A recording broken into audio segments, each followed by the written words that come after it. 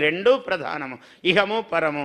ఈ రెండూ ఎవరైతే పాటిస్తారో అటువంటి వాటికన్నిటికీ కూడా ఈ సంవత్సరము ఉత్తమముగా ఉన్నతముగా ఉంటుంది. కుటుంబ సౌఖ్యము చాలా విశేషముగా ఉంటుంది. అందుకేనేమో ఇవాళ ఒక అద్భుతమైన కార్యక్రమానికి మన ముఖ్యమంత్రి వర్యులు శ్రీకారము చుట్టారు. అంతా ఎందుకంటే దేయం దీనజనాయచ విత్తం అన్నారు శంకరాచార్యుల వారు. ఉన్నవాడు లేనివాడికి ఇస్తుండాలయ్యా, ఇది ధర్మం అన్నారు. దాన్ని పాటించి ఆయన ఇవాళ ఒక అత్యద్భుతమైన కార్యక్రమం ప్రారంభించబోతున్నారు.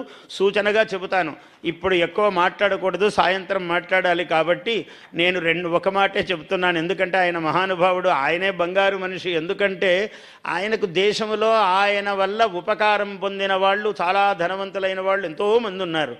ఆ ధనవంతులను తన కోసం ఉపయోగించుకోకుండా రాష్ట్రములో ఎవరైతే ఆర్థికముగా వెనుకబడి ఉన్నారో ఒక 20 లక్షల మంది, మళ్ళీ ఒక 15 లక్షల మంది, ఇలాగ ఒక ప్రణాళిక పెట్టుకుని వారు చేస్తున్నారు. అందరి కుటుంబాలు బంగారు కుటుంబాలు పసిడి మయము కావాలి అనే ఒక ఉత్తమ సంకల్పముతో ధనవంతులందరికీ ఒక బాధ్యత. నీవు డబ్బు సంపాదిస్తే సమాజం నుంచే కదా, మళ్ళీ ఆ సమాజానికి నువ్వు ఎలా ఇస్తావు అనే ఒక ప్రాథమిక సూత్రం పెట్టారు ఆయన అద్భుతంగా.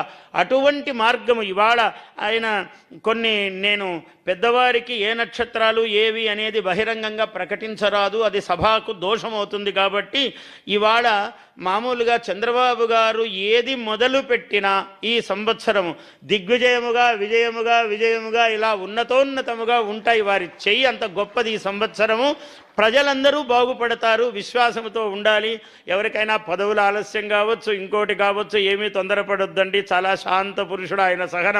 ఆయన సహనమే మనం కూడా నేర్చుకోవాలి. నాకు ఈరోజే రాత్రికి పదవి రాలేదే అని అనుకోవద్దండి. వారమైనా, నెలైనా, 10 నెలలైనా, ఓ 2 ఏళ్ళు పట్టినా, 3 ఏళ్ళు పట్టినా, ఎందుకంటే ఆయన మహర్జాతకుడు. 4 సార్లు ఎవరండి ముఖ్యమంత్రి అవుతారు? ఆయన 5వసారి అవుతాడు, 6వసారి అవుతాడు ఆయన. అటువంటి మహానుభావుడు. ఏమి మనకిక్కడ పోడు. ఒక్కసారి ఆయన దృష్టి, ఆయన ఆలోచన పడిందంటే ఆ వ్యక్తిని వదలడు. ఎవరిని ఒక్క పరుషవాక్యం మాట్లాడడండి. భాష అన్నది ఆయన్ని చూసి నేర్చుకోవాలి అందరూ. ఎవరిని ఒక అక్షరము ఆయన ఎప్పుడు దుర్భాష మాట్లాడడు.